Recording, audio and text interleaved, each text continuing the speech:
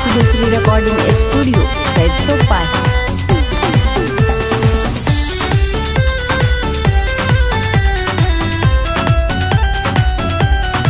एहन सुंदर उगना धाम दोसर पायब कोन धाम, दोसर पायब कोन धाम। उगना दलखिन दरसान विद्यापति के, यो उगना दलखिन दरसान कवि विद्यापति के।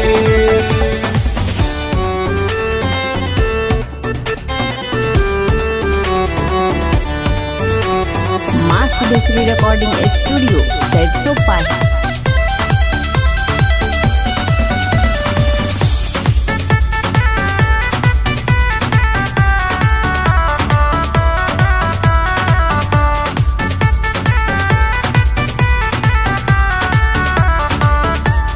कवि जी के लिखन रचना गान सुनते लिखन भगवान, सुनते लिखन भगवान।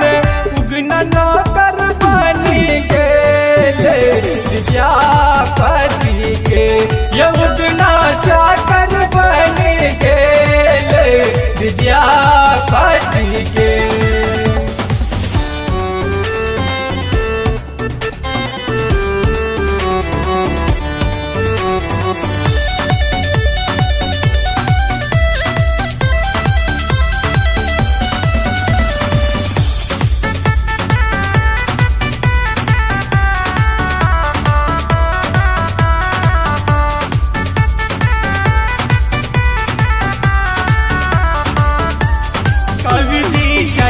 रजवाड़ा गाम उगना के लखन अपना साथ, उगना के लखन अपना साथ।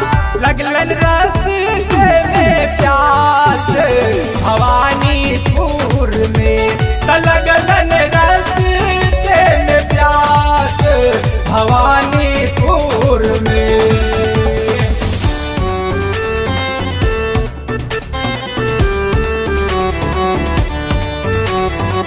Siddheshwari recording studio सैदसोपाही।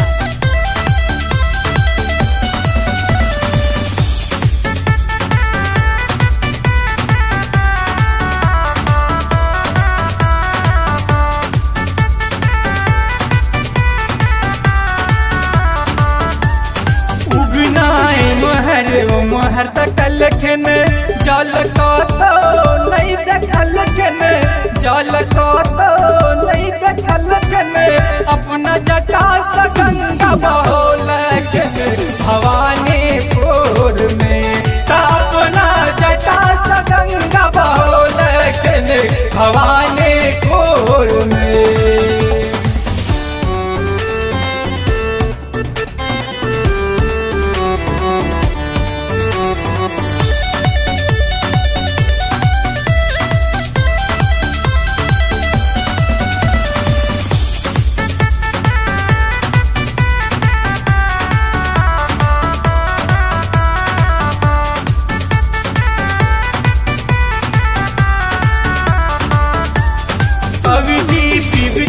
उगना से जल बुझ के लिखन छही गंगा जल, बुझ के लिखन छही गंगा जल। उगना को तो साल लो जल भवानीपुर में, ये उगना को तो साल लो जल भवानीपुर में। Siddheshwari recording studio सैदसोपाही।